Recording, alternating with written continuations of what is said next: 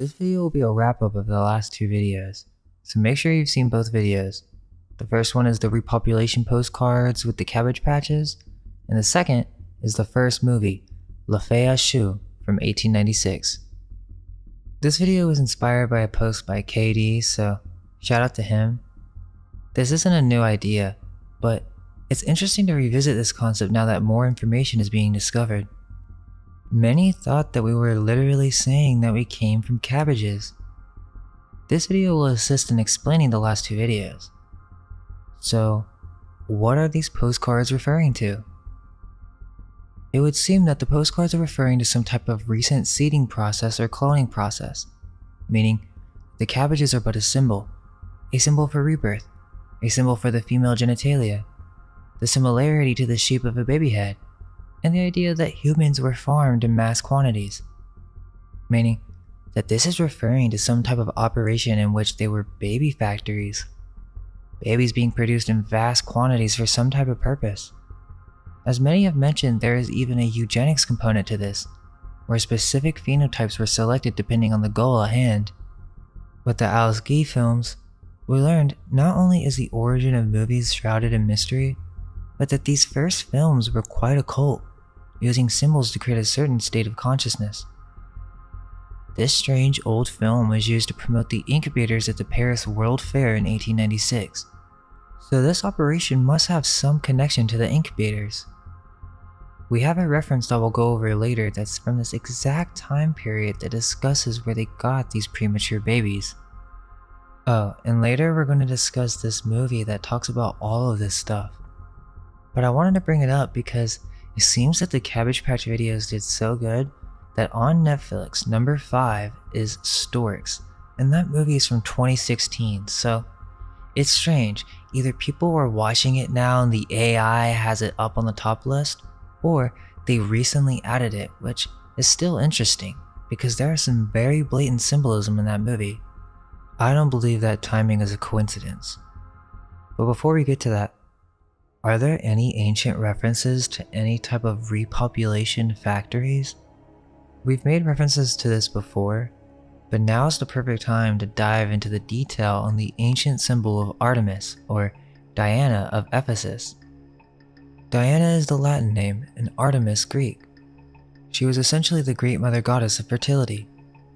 Artemis, in classical mythology, is associated with the virgin goddess of the hunt, forest, and animals. But strangely, Ephesus being located in Asia Minor saw a great deal of Oriental influence mixing with the Greek, creating an entirely new symbol. The Ephesians believed both Artemis and Apollo to have been born in a grove called Ortygia, which is also very close to the ancient Greek name for Ireland, Ogygia, the ancient land of forest, which would have been the birthplace of the first repopulation center after the flood of many ancient religious texts. So the Ephesians believed that their gods, the ones that they dedicated their entire lives to worshipping, were themselves born of an ancient grove, but not only that, they put an extra emphasis on the symbol of fertility, depicting their goddess with many breasts, or what looks like eggs, and her legs are held tightly together. In Strabo's geography, he states that, quote, on the same coast, slightly above the sea, is also Ortygia, which is a magnificent grove of all kinds of trees, of the cypress most of all. It is traversed by the Kentrius River, where Leto is said to have bathed herself after her travail. For here is the mythical scene of the birth, and of the nurse Ortygia, and of the holy place where the birth took place, and of the olive tree nearby, where the goddess is said first to have taken a rest after she was relieved from her travail. Above the grove lies Mount Solmisus, where it is said that Curetes stationed themselves and with the din of their arms frightened Hera out of her wits when she was jealously spying on Leto, and when they helped Leto to conceal from Hera the birth of her children.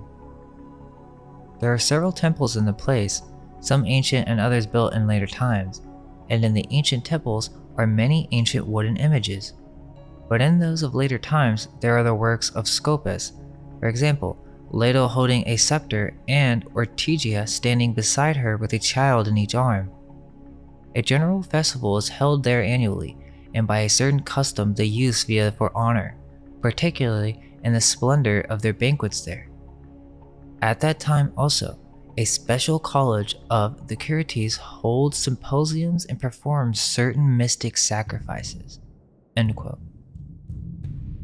Her temple was in the ancient city of Ephesus, a great port city. This temple was one of the 7 wonders of the world and was described as the largest temple or building of antiquity. This ancient structure served as a place for cult worship, with mystical rituals involving sacrifice to this multi-breasted goddess of divine fertility. This temple was not only a religious center, but an economic center. It was an essential bank, as no one dared to steal from a holy place. It was supposedly the largest bank of its time. The temple was rebuilt multiple times throughout history. A variety of different versions were said to have been constructed, as it was destroyed by many different invaders, including Christians who tore it down to remove all pagan remains. These seeding operations were not limited to one location. Yet, many legends refer to this idea of the mother goddess and her children, for many of these histories have been disguised in the form of myth. In Plato's most prized work, Timaeus, he reveals the secret of cycles and resets of advanced civilizations, and that there have been more than one deluge. Quote, "In the first place, you remember a single deluge only, but there were many previous ones. In the next place, you do not know that there formerly dwelt in your land the fairest and noblest race of men which ever lived, and that you and your whole city are descended from a small seed or remnant of them which survived." End quote. Now, at first it may seem as just a literary device, but the term seed is used again in Timaeus. Quote, "Solon marveled at his words and earnestly requested the priest to inform him exactly in order about these former citizens. 'You are welcome to hear about them, Solon,' said the priest, 'both for your own sake and for that of your city, and above all, for the sake of the goddess who is the common patron and parent and educator of both our cities. She founded your city 1,000 years before ours, receiving from the earth and Hephaestus the seed of your race, and afterwards she founded ours." End quote. Later in Timaeus it gets very alchemical and begins describing the creation of man using the same terminology. Quote, "The bones and flesh and other similar parts of us were made as follows. The first principle of all of them was the generation of the marrow, for the bonds of life which unite the soul which the body are made fast there, and they are the root and foundation of the human race. The marrow itself is created out of other materials. God took such of the primary triangles as were straight and smooth, and were adapted by perfection to produce fire and water, and air and earth. These, I say, he separated from their kinds, and mingling them in due proportions with one another, made the marrow out of them to be a universal seed of the whole race of mankind.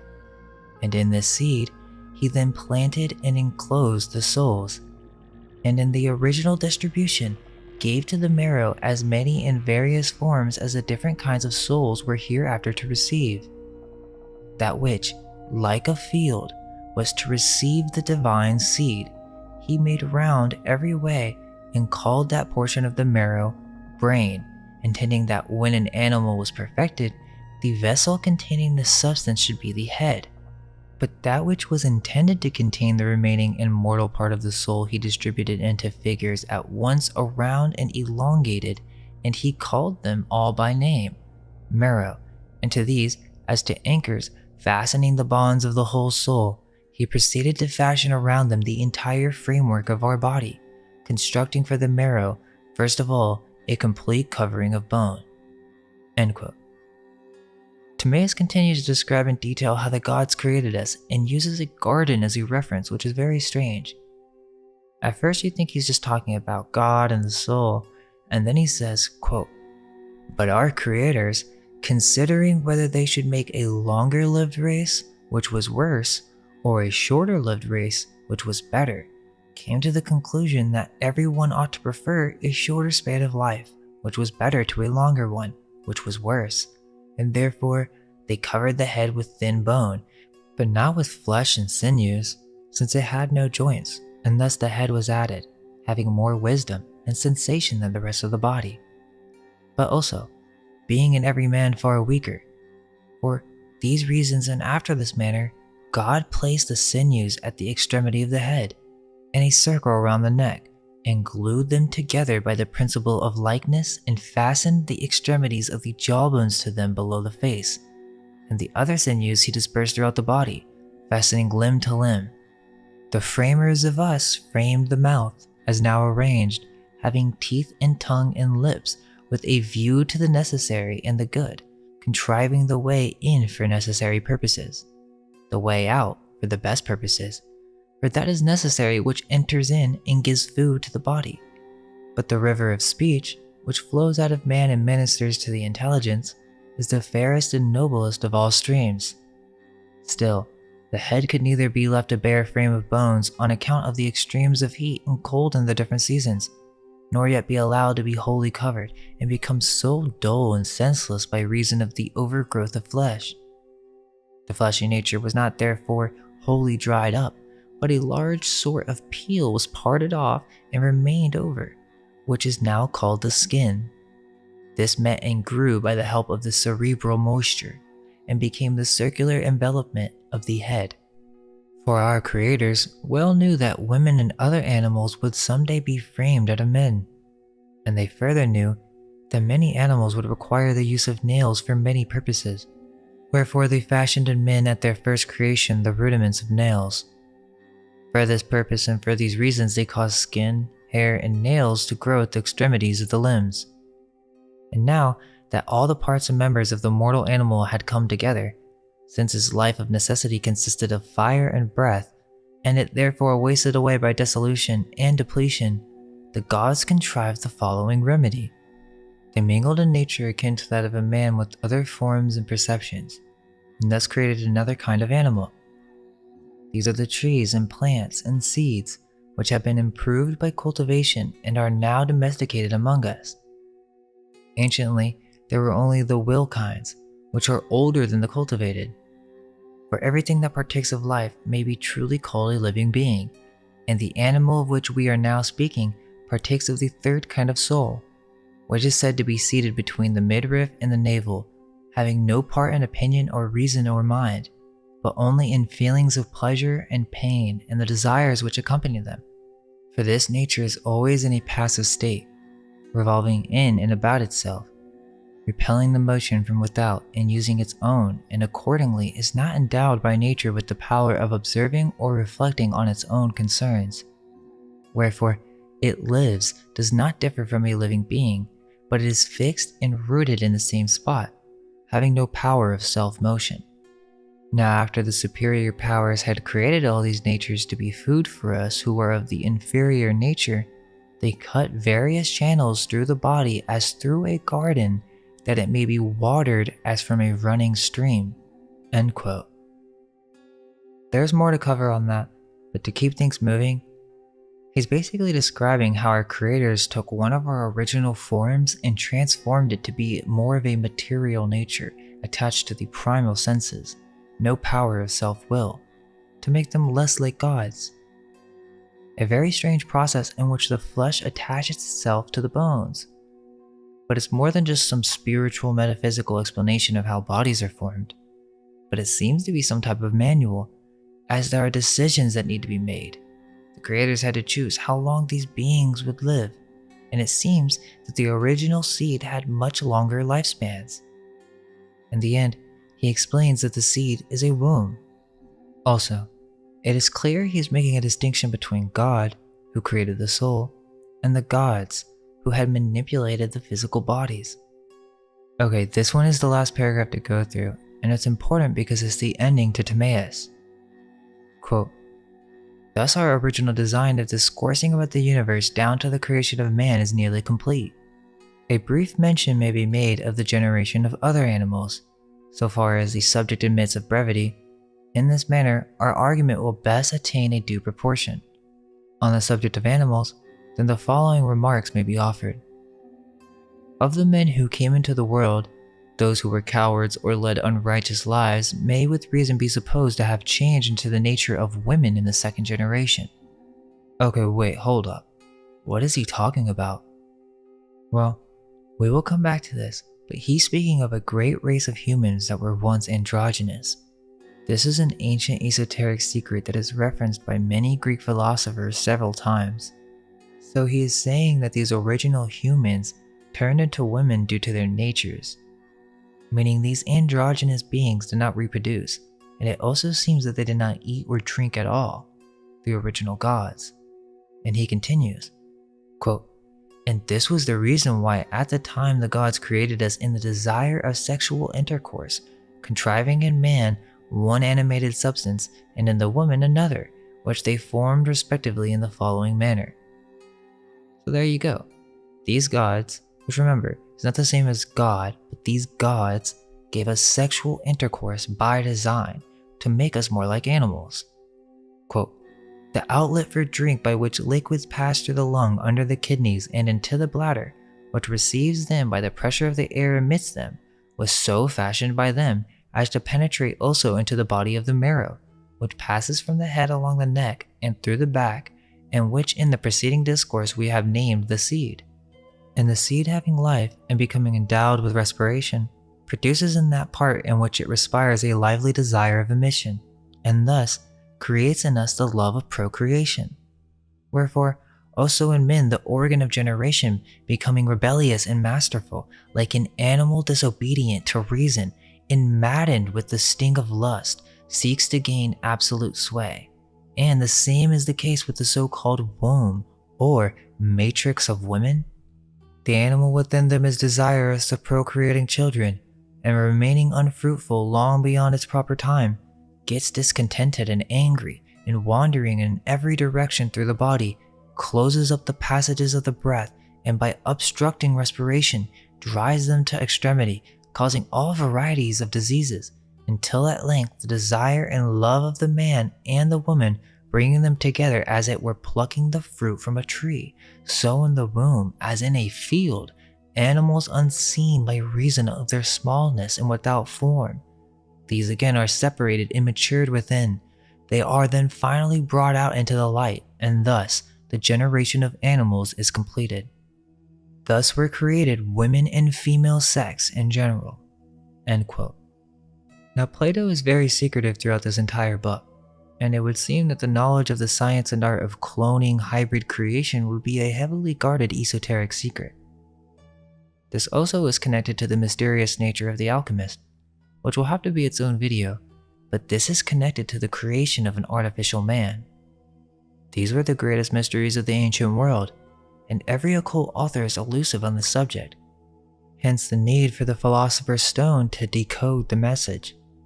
Although, it is also portrayed as an unknown mythical substance of turning base metals to gold. However, the symbols go deeper than just that. That will have to be for the next video. This video is about to go over some crazy stuff, but we just needed to start with Timaeus first. So who were these androgynous beings? How do men turn into women? Well, some of the Greek gods that they're referencing are actual beings that once existed, and they were androgynous in nature. They were extremely advanced beyond our comprehension because their souls were more seated in the head as described by Plato. It was by design that it had moved into the breast like other animals. Plato, towards the end of Timaeus, is actually referencing his symposium, which again is another symbol, but in this, he reveals the secret of our past natures.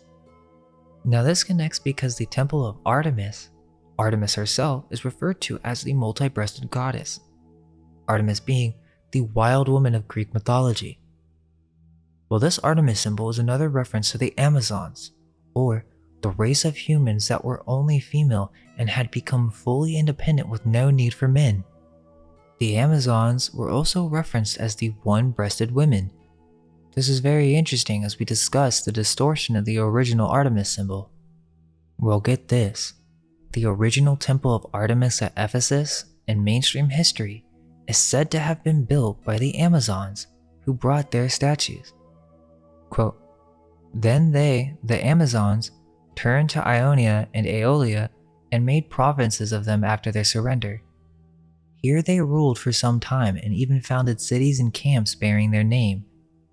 At Ephesus, also they built a very costly and beautiful temple for Diana because of her delight in archery and the chase, arts to which they were themselves devoted." End quote.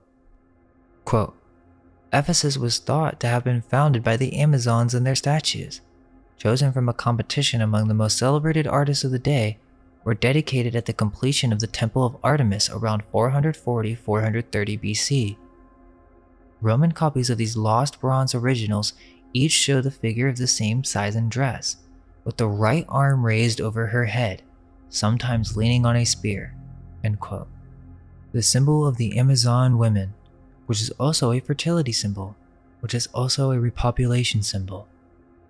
It's everywhere in our modern culture, manifesting in a variety of forms. Here, you can clearly see that this depiction of Diana of Ephesus is not only an advanced Amazon woman, but she has a crown just like the Statue of Liberty. She is also holding a scepter, which is not just some type of symbolic reference, but an actual device that these beings once possessed. Think about it. Do you know when the Statue of Liberty was brought to America? Now I think there's a cover up to the story as well, as some of the early photos do seem to be photo manipulated. They say it was built in France, disassembled, and then they brought it to America to be reassembled. But the photos in France could certainly be fakes, knowing what we know now about old photo manipulation techniques. Regardless of that, the official reconstruction date takes place in America between 1885 and 1886, which is the exact year that the incubators opened in France. Why was there this random allegiance between France and the United States? Oh, just to support liberty? While they were making these postcards at the same time too. Who does that? Just sends over a massive statue like that for free? Well, maybe there's more to this story, and this is the exact period and location that a wave of immigrants made its way through Ellis Island. This was an entry point, and the Statue of Liberty is on a star fort, which in many star forts around the United States, as with Fort Sumter, they would import in mainstream history mass amounts of slaves to these forts. So this was not just for liberty, as the Statue of Liberty is Diana, she is Wonder Woman, mixed with the symbolism of Prometheus, as the flame represents the birth and creation of a new order. Let's remember who designed the statue and during what time period. They would have known that this is an ancient fertility symbol, and they've placed it right in our faces. Scholars say the Statue of Liberty is based off of Libertas, which is true, but both Athena and Artemis are used in very similar ways and both have cult followings. Libertas, which is based on the goddess of Athena, Minerva, also an androgynous goddess. Quote, "The helmet is a symbol of the goddess as Athena Minerva, but as Liberty, or Libertas, as the Romans called her, her symbol is a distinctive red stocking cap, the pileus, or Phrygian cap, said to be worn in ancient Rome by slaves who had won their freedom. In the Revolutionary era, rebels in America and France wore this liberty cap as a symbol of freedom from enslaving authority, and often raised it on a pole or pike as their standard." End quote.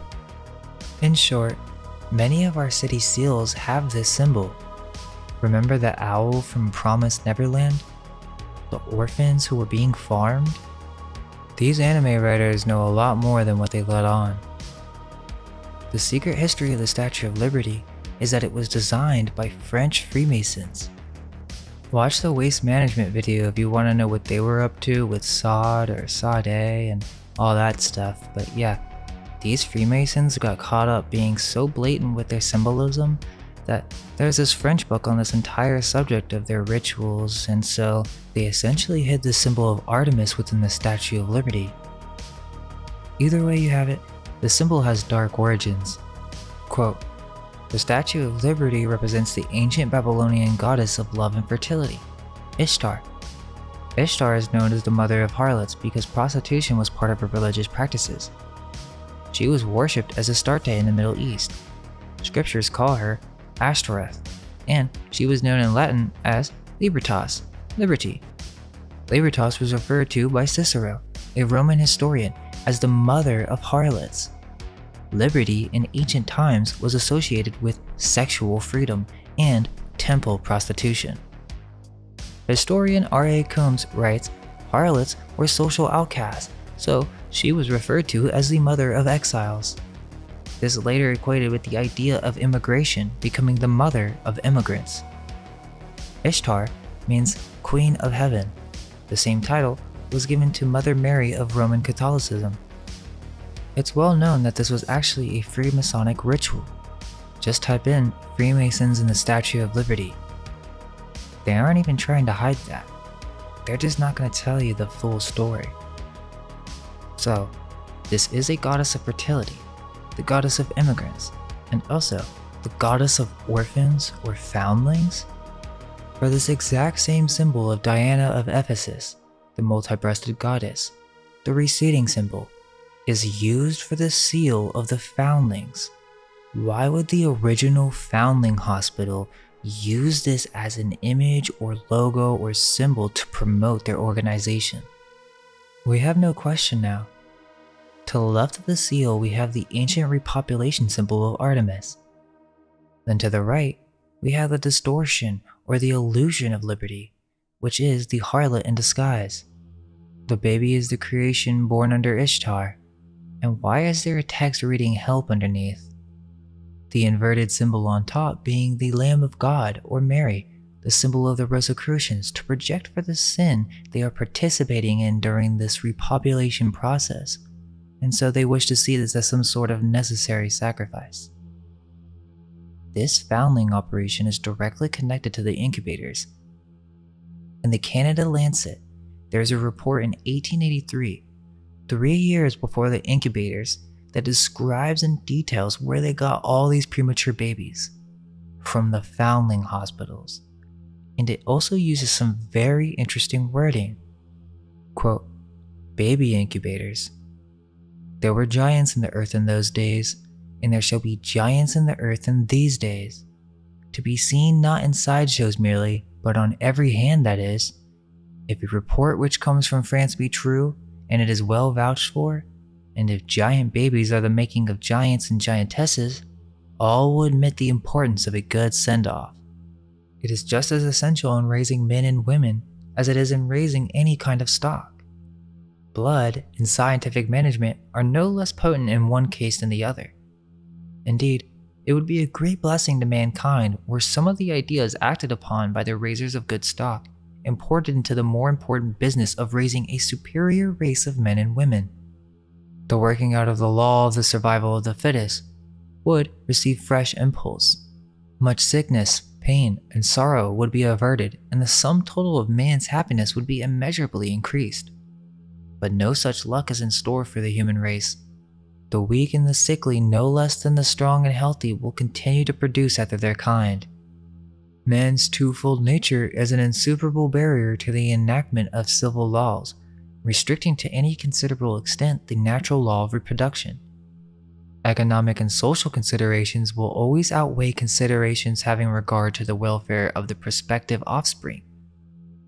All that science or government can do in the matter is to educate the masses into a more perfect knowledge of physical laws. But to return to the subject, Dr. Tarnier, a French physician attached to a foundling hospital, reports surprising results from certain recent experiments. This gentleman is said to have been grieved by the large number of children under his care who perished within the first 6 months of their life. While in this mood, a new idea occurred to him. If French chickens, he asked himself, can be raised by artificial means, why not French babies? He caused a box to be made, having glass slides and resembling an ordinary chicken incubator. It was furnished with a soft bed, placed in a dark room and kept in a temperature of 85 degrees Fahrenheit by means of hot water. In this baby incubator, he placed one of the infants, a miserable specimen of the crying, colicky kind. The child was provided with a nursing bottle, and of course only fed at regular intervals. The child ceased its crying on the second day. Much to the doctor's surprise, and never again cried for the space of the 8 weeks it tenanted the incubator. At the end of this period, it had the appearance of a healthy child, a year old. Encouraged by the success, Dr. Tarnier repeated the experiment with the like results. He then, with the permission of the hospital authorities, proceeded to construct an incubator capable of receiving 400 children, and in this he placed all the children in the hospital, 360 in number. All except 2 remained in the incubator 6 months, when they had to be removed, having outgrown their narrow beds, were it not that the facts are vouched for by a commission of 12 who made a report to the government that the results claimed might be deemed incredible. The average age of the infants when put in the incubator was 8 months and 3 days, the youngest being 12 hours and the eldest 11 months. The average weight of the 360 was 10 pounds. At the end of the 6 months, the average weight was 85 pounds, and all are said to have looked like children 8 years old. As much was accomplished in 6 months by the incubator as in accomplished in 8 years of ordinary life. The infants were not only large, but also strong and healthy, and most of them walked within a week of leaving their nest. The results were astonishing and exceeded Dr. Tarnier's most sanguine expectations. It is now expected that every child's hospital will go into the incubation business, so that we shall probably witness a lively competition in the business of raising giants. If this children incubator is a good thing in foundling hospitals and for hospital babies generally, it ought also to be a good thing in all homes blessed with babies. Doubtless we shall soon witness a new industry started under the fostering care of the national policy, and presently baby incubator agents will be as numerous as sewing machine agents. It would be easy to enlarge on the practical value and suggestiveness of Dr. Tarnier's experiments. First, it is clear that babies were not rocked, yet they enjoyed perpetual repose. This teaches us that all the fuss and worry of mothers and nurses, so wearing to the Constitution, is not only wholly unnecessary, but an absolute evil in all its bearings. Instead of being placed in a condition favorable to absolute quiet, our babies are made a sort of family toy to be tossed from one to another as means of sport. It's almost as if he doesn't understand that babies are family members and that people actually love them. Because then he says, the moment the little creature begins to notice surrounding objects, its powers are excited to the utmost to afford amusement to the family circle. In conclusion, we may be permitted to say that the essential conditions to successful baby raising are 1. Absolute quiet and no unnecessary interference on the part of the nurses. 2. Regular and judicious feeding. 3. Uniformity of temperature above that suited to adults. This condition is difficult of attainment in ordinary life, but much may be accomplished by the knowledge that infants require a higher temperature. Even modified observance of the foregoing conditions would take away much of the worry caused by crying and sleepless babies, and would add greatly to the quiet, health, and growth of our children. It's all very strange, because it seems that they're treating babies as if it was a new thing. And he even compares French babies being grown by artificial means in comparison to French chickens. And this is the literal origin of the baby incubator, being that it was just an ordinary chicken incubator. On top of that, they said that they built these incubators on the side of the foundling hospitals, so they were connected. Why did the foundling hospital have all these premature babies? Did they find them? That doesn't make that much sense. Sure, you can say that the Catholic Church was taking babies, but even then, that's very suspicious. Why were they under 6 months old? Is it possible that they found a way to create babies, but it took them a while to figure out how to keep these prematures alive once rediscovering some type of ancient cloning process? The idea is that these foundlings were abandoned, that because they were unmarried, they had to give them away to these infant asylums. This is deeply integrated into the history of New York, but the history is not well known. Quote, Europe faced the problem of foundlings much sooner than the United States did. When America's British settlers stepped off their boats in the early 17th century, Europe already had cities large enough to create the social conditions that produced significant numbers of foundlings, as well as the religious and governmental structures with which to help them. By then, Europe already had foundling asylums that were several centuries old. By the 18th century, when the United States was just starting and its cities were still small, infant abandonment was a mass phenomena in places like London and Paris.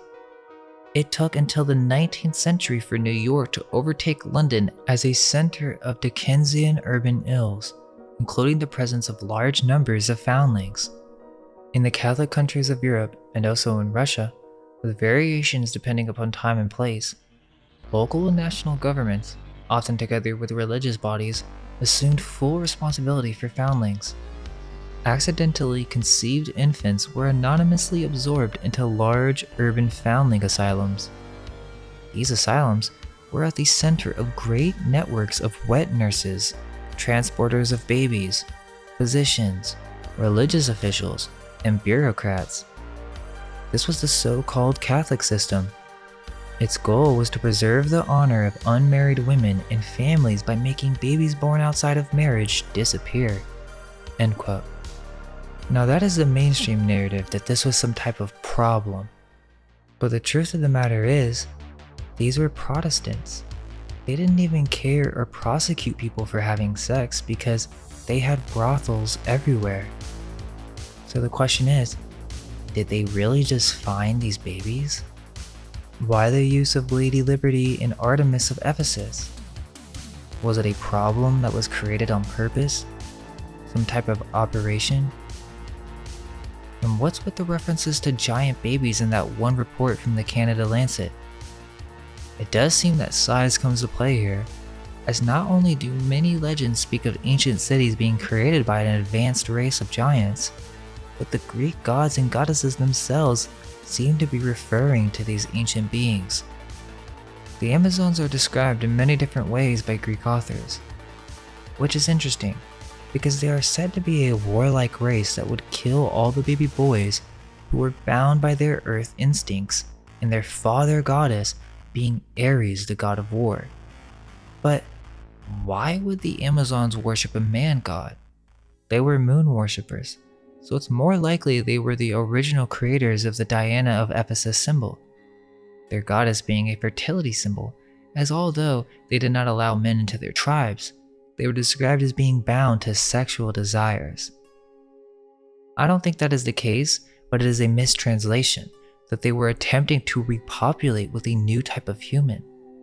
This is the origin of Eros, or Cupid, in which a hybrid human was created that had formed two polarities, male and female. Think about it. Remember Futurama and the Amazon women? They were trying to have snoo, with the purpose of what? Repopulation. Now come on guys, you guys know that Matt Groening knows some deep stuff, and that is no mere coincidence. They also are giants, so it doesn't make sense that they would really have sexual intercourse with such small humans. This is just a play on the process in which these Amazon women giants created a new hybrid man, in which they changed the age and added orifices for eating, drinking, and pooping. How else would a civilization of only women survive? They would need some type of repopulation program, whether it used technology or not, and this is never really fully investigated by historians. We know of ancient farming and breeding facilities in regards to agriculture or meats, but what about human farming? Was that ever thought about by the ancients? If there was some cataclysm and a nation had lost almost all of its people, was it ever thought that, hey, we need to find a way to repopulate this place? I mean, I feel like that's going to be one of the first things you're going to think about when starting a civilization. It's pretty basic, but to what degree? And was there technology used in the process? If so, was it possible to actually design, in the case of eugenics, specific traits to be desired in the final outcome? All of these things are left to the vault of esoteric history. However, with the right questions, we can begin to look at these subjects with new eyes. This isn't restricted to just whites, as in the story of Calafia. These Montalvo novels, which are actually from an earlier unknown 14th century writer during the Islamic rule of Spain, they travel to America, and in California used to exist a race of giant black warrior women who also were very fond of griffins. It seems throughout history, remnants of multiple tribes of godlike women races have existed and were called to be used in some war. As for Calafia, it was the Muslims versus the Christians in Constantinople. The Amazons are also deeply connected with the Scythians, as it is said at some point the two intermarried and created a new race of Scythians called Sauromateans. Quote, the 5th century BC historian Herodotus did the best to fill in the missing gaps. The father of history, as he is known, located the Amazonian capital at Themyscira, a fortified city on the banks of the Thermodon River near the coast of the Black Sea in what is now northern Turkey. The women divided their time between pillaging expeditions as far afield as Persia and closer to home, founding such famous towns as Smyrna, Ephesus, Sinope, and Paphos. Procreation was confined to an annual event with a neighboring tribe. End quote. There were many tribes of warrior women, but I think that is just the surface level of the symbol. As we discussed with the androgynous beings, they had a different form in mind, no need to eat and drink, and were essentially gods. Wonder Woman, Lady Liberty, the mother of immigrants, Athena. Well, just as the owl is the symbol of Minerva, the bee is a symbol of Artemis. The bee of Artemis. Quote, the early association of the bee with the cult of Artemis is attested by varied evidence. It appears not only upon the strange polymastoid statue of the Ephesian goddess, but upon the earliest coins of her city. As the owl was the emblem of Athena at Athens, so the bee seems to have been the emblem of Artemis at Ephesus. Although the extant examples of the polymastoid statue are all of late date, it is hardly possible that the type with its medley of elements can have been a late Hellenistic creation. So important was the bee in the cult of Artemis that her priestesses received the name of Melissa, or bee. There is no direct evidence that the Ephesian priestesses of the goddess bore that title, but the assumption that she did is justified by the monuments cited. Another such title was beekeeper. The first priestess with the title probably served in the temple of Apollo, there which bees had made of wax. These Apolline bees must have had some relation to the bees of Artemis, the twin sister of the god. End quote. You can even see the bee on old coins and statues. Remember the bunny bee from the Cabbage Patch story? Well, the honeybee was a sacred symbol in antiquity, and civilization supposedly worshipped it for its life-affirming gifts of honey. But the bee and queen bees are associated with several goddesses, and there's never really a good reason why this would be the case. Is it possible that the queen bee is the source mother in which the entire colony is created? Our population, and the beehives are the factories in which they are produced. This symbolism is prevalent throughout our entire culture, where the queen bees select worker bees and soldier bees, or has the ability of birthing different offspring to complete different tasks as in a monarchy. Each bee has a specific task to support the queen and the entire hive mind. So, are queen bees ancient goddesses? Quote, the opinion of Ramsay that the image of Artemis is not human at all, but related to bees, is quite reasonable. He says that Artemis is the queen bee. Her image makes this plain, and that the breasts are in fact ova. The bee features strongly on very many Ephesian coins and on Artemis images. It has been suggested that the very name of the city is from the Lydian language and means place of many bees. End quote. We refer to the sculpture as the multi-breasted Diana, as this is one interpretation by mainstream historians. However, as you look deeper, they are not breasts, but they are actually eggs or ovum, making it even more clear that this has to do with some type of mass repopulation process.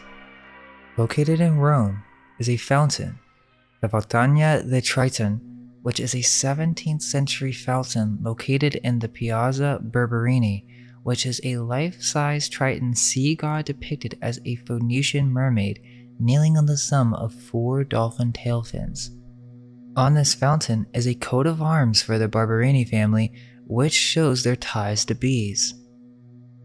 This symbolism is never fully explained and also merges with golden horseflies. Yet, the final symbol is the bee, which was used as an important symbol by the Barberini family, and so they would adorn their creations with the symbol. It's well known that this symbol is very important to them, but why? They were the head of the Catholic Church in the early 1600s, so perhaps they knew exactly what the symbol was referring to and how it was the symbol for Artemis. Also, alma mater and magna mater are another manifestation of breeding programs. It is Latin for nourishing mother, an allegorical Latin phrase for a university school or college that one formerly attended. And in the US, it means one that you graduated. It refers to the nourishing mother, the nursing mother, the fostering mother, meaning that these schools are breeding programs for the mind in which the mother is birthing the specific type worker-minded bees. The castle on the head is another symbol connected to the ancient Artemis and Liberty symbol, as this process of repopulation is crucial in the foundation and structure of the New World. Magna Mater was an ancient female Roman cult. The cult was introduced as a new form, the Phrygian goddess Mater, by way of its Greek incarnation, the cult of Cybele. You come to find out that there are many mother goddesses out there, and instead of them being just some random goddess that an entire ancient city would dedicate their entire religion and life to, what if these mother goddesses were actually some type of machine or method in which you could create clones? Where else did all these orphans come from? How do you have an abundance of premature babies? We know that they had infant asylums for just this problem, and it seems that these facilities were producing these babies en masse. I mean, some of these old pictures are very telling. You see children being prepared for the new world with mud in the streets. So the Statue of Liberty is Diana of Ephesus, and it is an occult symbol, the key in understanding of repopulation. Its supposed construction by Freemasons in 1886 brings suspicion to this being a symbol on how the United States acquired its new citizens. I also don't think that they were creating just humans. They were probably experimenting with all kinds of animal to humanoid ratios, creating the hybrids from myth and legend as well as the hybrid animals we know today. The Temple of Artemis is just one example, but now that we know the symbol is connected to many other goddesses, this most likely was all over the world. We see these depictions of hybrid beings from a variety of different cultures, and even the Bible says that the flood came because of the hybrids and giants that existed. Michael Tarsarian, who has heavily influenced our work, presents the Garden of Eden as after the flood in the timeline in which our forms were genetically altered to be more material and reptilian. Of course, his approach at the time was extraterrestrials. However, what if this goes deeper than some Anunnaki Sitchin novel, and perhaps we were referring to some type of advanced race of ancient humans that possessed advanced technology and or knowledge of alchemy? Even the story of the homunculus and artificial man, the golem, are referencing a similar process in which an artificial man could be created through the elements. That'll have to be for the next video, but this symbolism is multi-leveled. On the surface, it is referring to some type of physical process in which an artificial human could be created. Alchemy is the origin of modern-day science, not too far out to consider that they may have been considering early forms of genetic engineering. The deeper meaning, and also the key to the Philosopher's Stone, is that this act of turning to gold is a reference for the higher self merging with the lower self, a creation of a spiritual body of light that can be controlled and manipulated. That's an entirely different subject, but this idea of creating humans and or breeding them are not new concepts. They have existed for ages now because again, when cataclysms occur, the bulk of the population is destroyed. There aren't too many options. You can either wait and build up again, Or perhaps a method was devised to speed up the process by a couple generations. Foundling hospitals since their inception were funded by the elite royals, the choice of symbols being fitting. Are we not to question why their seal is Artemis? How are they finding so many orphans and premature babies? Well, orphanages go back to the time of Rome, and even one of the earliest orphanages that we know of is in Venice, called La Pieta, which is a convent of monks and nuns. Since its origin, orphans had been the responsibility of the Catholic Church. Are we going to trust what they leave us with in terms of this all being an honest attempt to take care of the needy, when they are the ones who put the laws in place, are in charge of the economy, and yet all these poor families have to give up their children because of the society that they live in that is controlled by these Catholic rulers? Something else is going on if you ask me. And as we know now, these incubators were right by the foundling hospitals since they had so many premature babies for some reason. If you type baby incubators 1900s, you will first see the babies of Coney Island. But there's more to this story, as during the late 1800s, a physician, Martin Coney, had begun to demonstrate the efficacy of infant incubators throughout the US and Europe. They were showing these everywhere, and it's really not that advanced of an invention. Seems weird that this came out of nowhere. Then you start having these world fairs, and they're showing off these babies as some sideshow, and you could literally buy them, so they were for sale? If they did this today, there would be all sorts of protest. But now, we know that these premature babies were orphans or foundlings of some kind. They had incubators in Buffalo, New York, at the Trans-Mississippi and International Exhibition in Omaha, Nebraska, Chicago, Jacksonville, Florida, and many more. These baby incubators were connected with the World Fair in Paris, where Martin Coney also had an exhibit. Meaning, those postcards may have been developed in France, but the movies and images were not to promote one single event. This was a worldwide event occurring during this time, and that was the reason they were funded to make the movies and postcards. People from around the world were to be advertised these baby incubators. Some suggest that this may have been a factor in the sense of multiple women giving birth, but that also comes with many problems, and they actually still have these today. So that's not too crazy at all, but it's very unhygienic and would cause issues in consistency. For more accuracy, cleanliness, you would need control over the environment. It would seem that multiple countries are involved in this in the modern day, and even if that is the explanation, it's still horrifying and strange that this isn't really well known. All they leave us with are occult symbols to decode. Well, I think there's even more to this story than just a literal sex factory, and it's interesting because this subject has really piqued the collective interest, it seems. As we mentioned at the beginning, Netflix randomly released Storks and it's at top 5 right now, so I never really heard of this movie, but I just wanted to mention a couple things. The movie has some crazy symbolism. Well, first, it's a high budget film around 70 million, and it's a movie about how storks in the past delivered babies. This was their duty, their passion, what they were born to do. And it's obvious from the beginning that they have some massive postal force. They mentioned at the beginning how there were rules that you could not form a bond with the baby, to not even treat it as human, but that they were just packages. The first packages that this postal service began with since its inception. Whoever made this movie or wrote in the symbolism knows what we're discussing about right now. Which makes it even weirder that they put this in the movie up during this time on Netflix. Well, the story goes that as this postal service developed into the modern day, they stopped delivering babies to the point where it essentially becomes myth and all the humans laugh at anyone who thinks the storks still deliver babies. But the weird thing about that is they say, "Oh sweetie, storks don't deliver babies anymore, but they used to a long time ago." So it's not that they don't do it or they think the idea is ridiculous, it's just that they don't do it anymore.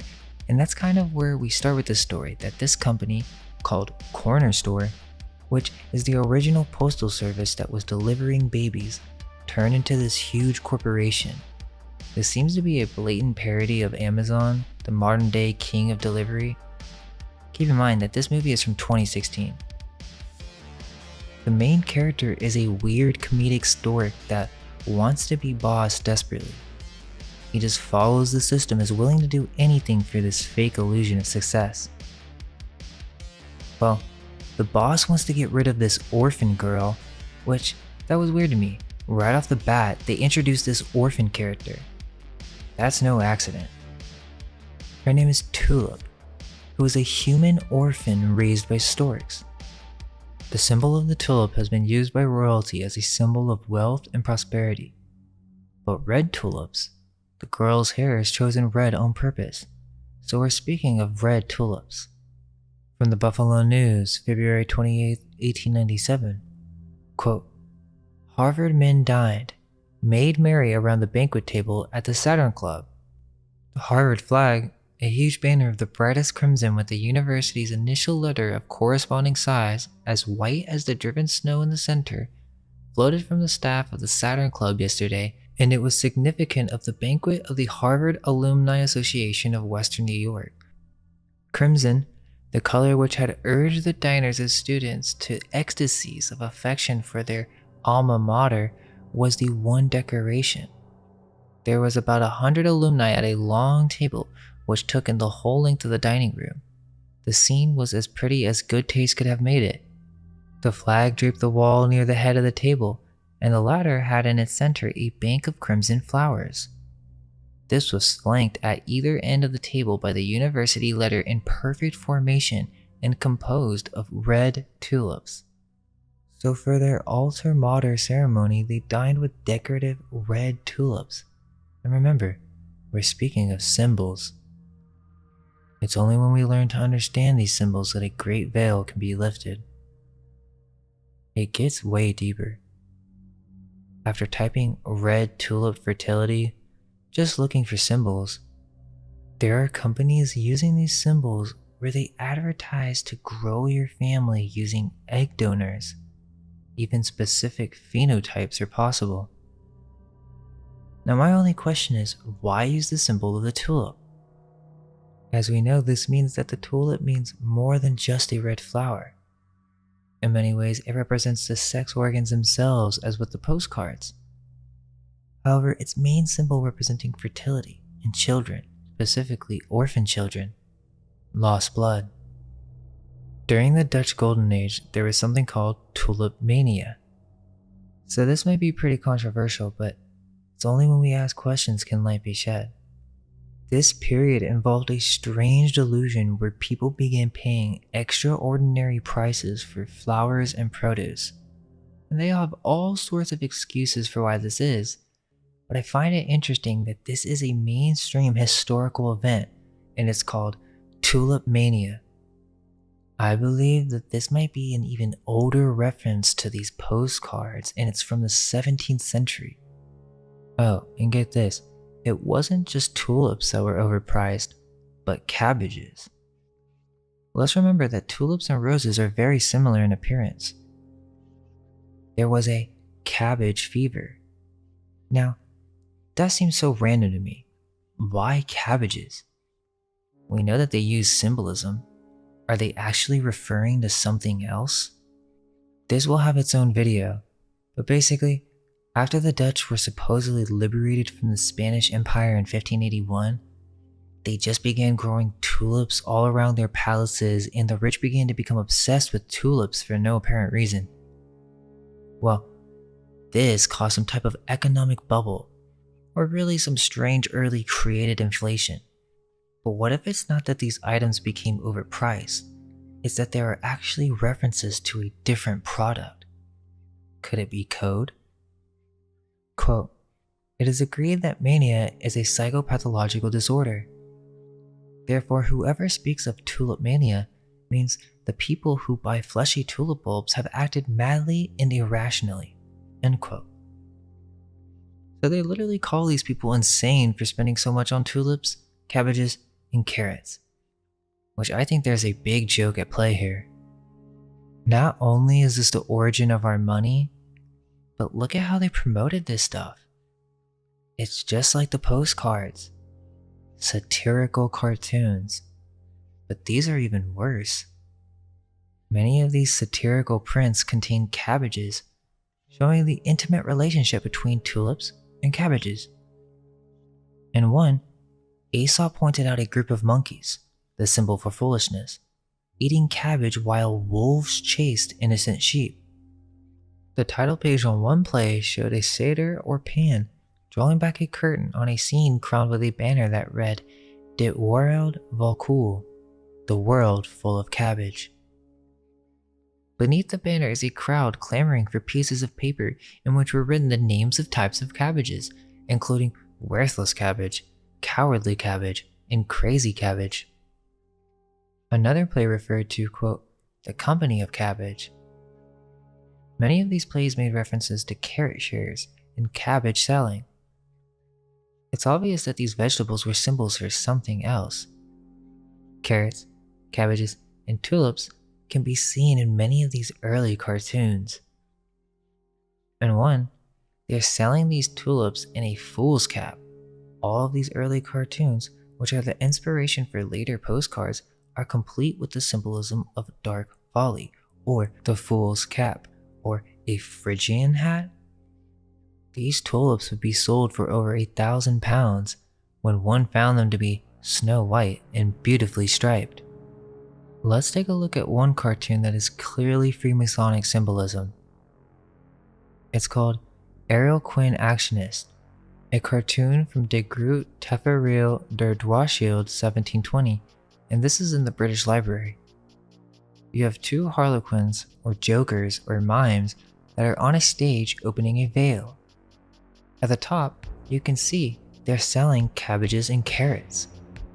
But what's behind the veil? We see at the top that there is an owl, representing the cult of Minerva, and we see the Freemasonic compass, or corner right angle. Now this isn't no ordinary depiction, and I love how they label this as just a satirical cartoon. I mean, what kind of sick people make stuff like this?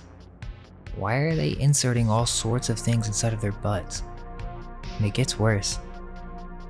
So this cartoon is a part of a series, and these really are the only images or depictions we have of this 720 crash. Which again, you really think they were just selling cabbages? Look at the symbols. Look at what they left us with. We will break this down in another video, but real quick and then we'll get back to the source movie.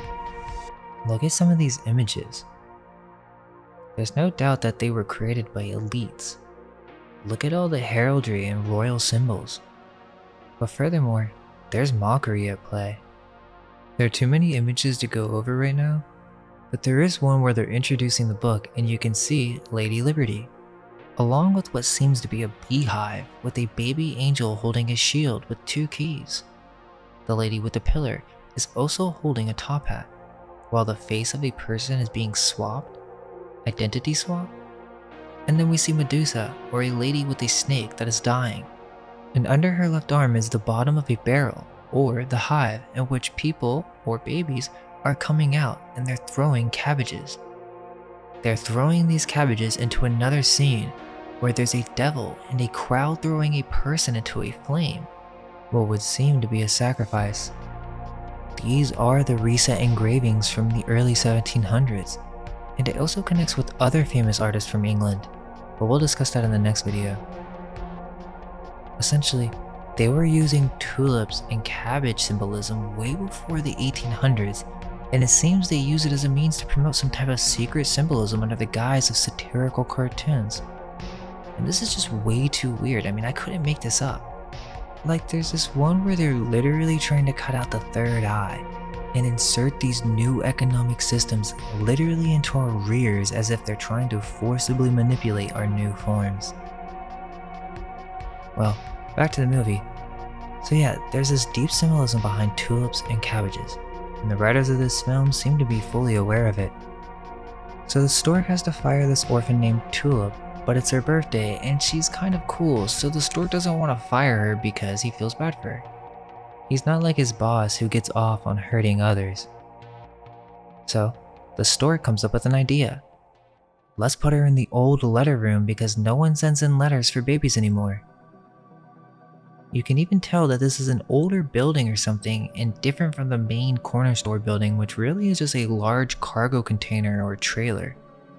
Well, long story short, the orphan gets tired of being in the room, basically goes insane, and she eventually gets a letter from another character in the film, a child with the last name Gardner, whose parents are real estate agents. The boy is so lonely and desperately wants a little brother, so he hears about the storks and writes them a letter, the first letter in ages. So finally, the orphan gets a letter and she feels that she has a duty to be the manager of this new letter room. So she takes this letter to that old abandoned building, but the story character tries to stop her from doing anything else because he lied to the big boss that he fired her already. Basically, by accident, the stork and orphan were fighting over the letter and it enters his machine. This triggers the machine to start working and it's revealed that the entire room is part of a literal baby factory. It's capable of producing billions of babies. And towards the end of the film, it's shown that this is actually an ancient castle separated from the corner store. Think about it. Corner store, Freemasons. Why use Amazon? Is it a reference to Amazon women? Well, the cornerstone in Freemasonry is the basis upon which anything is founded. Hence, orphans, tulips, and foundlings.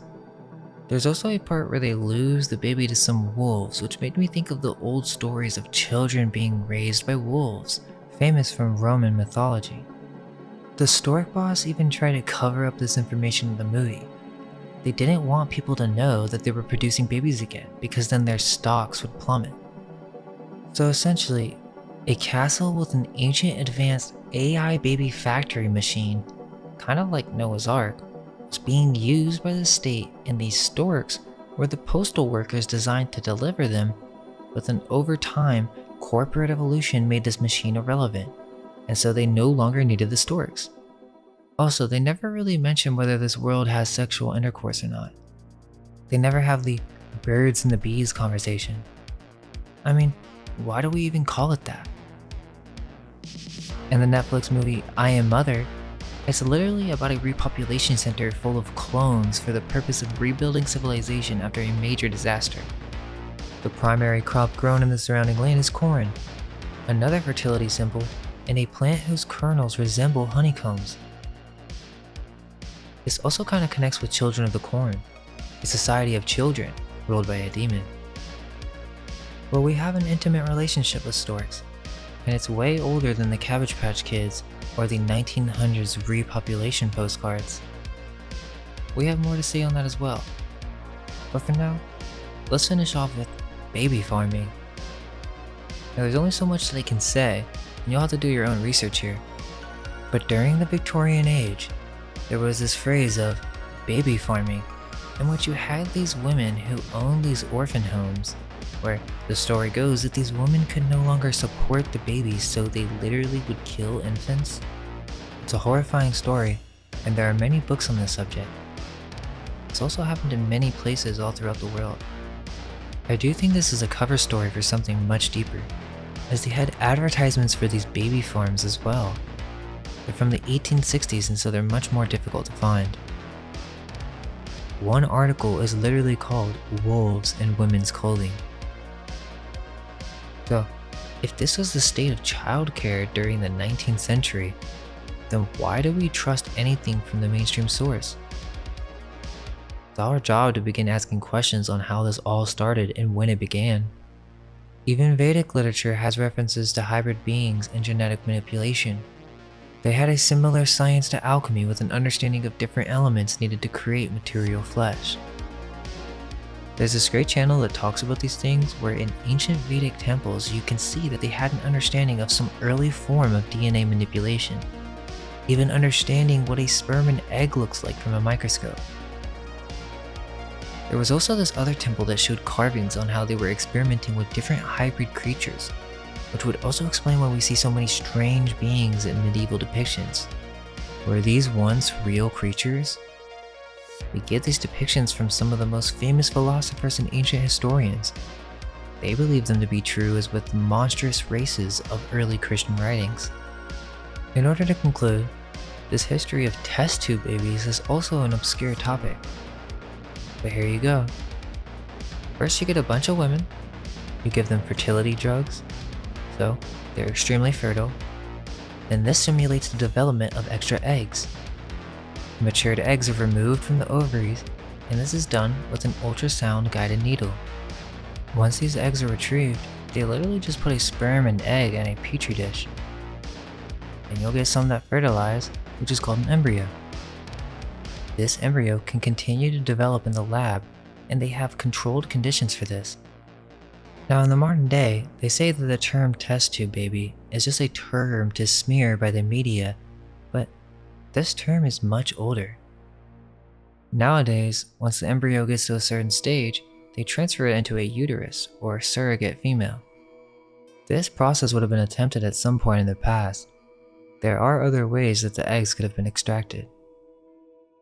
The earliest reference of test tube babies is a newspaper article from the American Guardian, January 4th, 1929.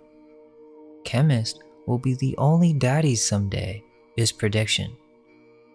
And again, I think this is mockery, but let's read what they have to tell us. Bosses will order employees by certain plans and specifications, Britain believes. Test tube babies would be much like nature's own. This is a theory advanced by H.T. Rhodes, General Secretary of the British Association of Scientists. He believes that there will be little difference between the man born of woman and the man compounded in the test tube. We're just on the threshold of the discoveries chemists are making, Rhodes said.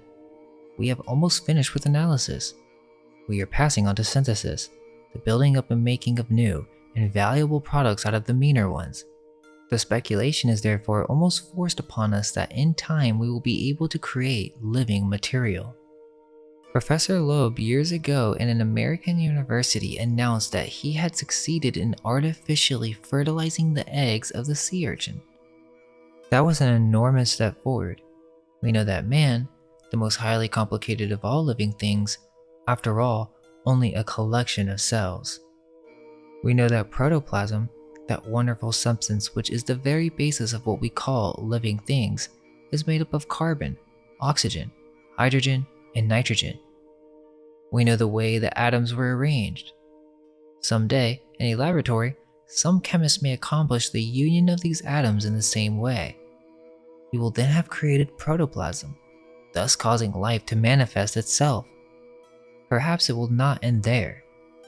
Something like man.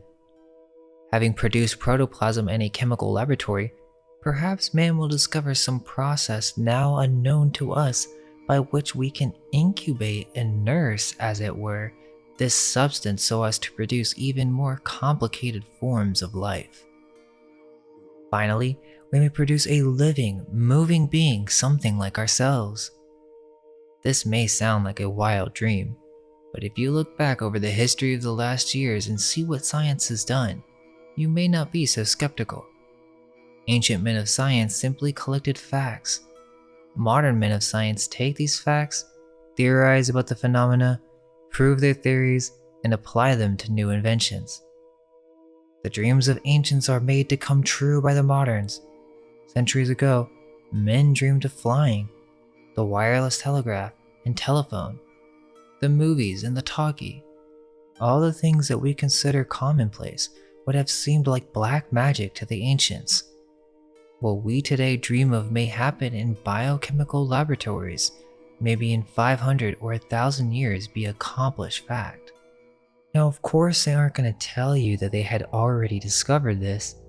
That's why this is propaganda. They're programming you to believe in science fiction as if this is some faraway, distant future. When the reality is, they were experimenting with this in the 1700s. It just had a different name. The article even continues and explains what the society in the future would do with these synthetic humans. Which, think about it, why are they even thinking about this stuff? Just seems weird that they would even promote it. Quote, to do dirty work. Suppose then it were possible in 1,000 years from now for a chemist to produce synthetic living things. They could be set to do a workday labor of the world, thus setting free those human beings naturally begotten to undertake further conquest of knowledge. So right there, that's a Freemason reference. They continue, would the laboratory created beings be men like ourselves? Who knows? Probably not. But they would be something approaching us in structure. It is improbable that they would be able to think like us. When you talk about thinking, you get into the metaphysical. The physicians differ among themselves as to what thinking and whether we really think at all. I'm not sure what that's all about, but this is the earliest reference that I could find to test tube babies, and it's obvious that this is not a new subject. Well, there is an old alchemy reference, and shout out to Fire Cannot Kill a Dragon. She has some of the best old photos, so go follow her on IG. But on her page from like a year ago, after she made a post on Artemis the Queen Bee, and then came out with this post on the Cabinet of Curiosities by Levinus Vincent.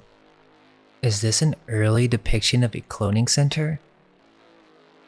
Let's keep in mind that Levinus Vincent was one of the most well-known Dutch designers and wealthy merchants during the Dutch Republic and during the 1720 financial bubble or tulip mania. Well, he was a part of the Royal Society, and he has a book called The Cabinets of Curiosities. The wiki just says they are these small animals, but also artificialia, which seems to be some artificial creations of some kind. Yet, there are no references to genetic manipulation or even contributions to science really. So what is this place? Well, that's what makes it so bizarre. It's some strange collection. But even further, whoever made this knows their symbolism. So this book, Wonder to Kneel der Nature, is filled with secret occult symbols. We can see them more clearly now. Also, if you're Dutch, please contact us as we're looking for translators. But in this text, he speaks of many different curious things. Snakes and dragons. A sea hydras over 200 feet long. And the creation of the hydra, which he says is an actual invented and embellished animal. There is a depiction in which you can clearly see a man holding a hive and pointing to the shelves next to him, filled with various vials. Under him are two baby orphans, and one of them is holding the Freemason compass or square. And we know this is no accident, because you can see it in the floral decorative symbols as well. This beehive is purposefully chosen as we can also see the multi-breasted Diana of Ephesus, or Lady Liberty, with a tower or castle on her head, representing that this is some type of factory for repopulation of the new world.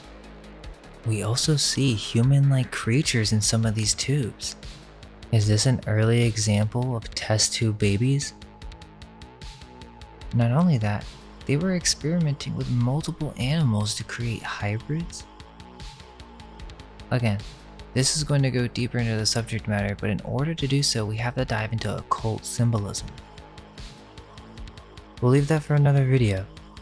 Hope you guys enjoyed that, and let us know if you have any research to share. Let's keep asking questions, and all we can hope is that our minds may be unveiled. Let go of everything you think to be true. Relax the mind and ask the question, do I truly understand what this reality is?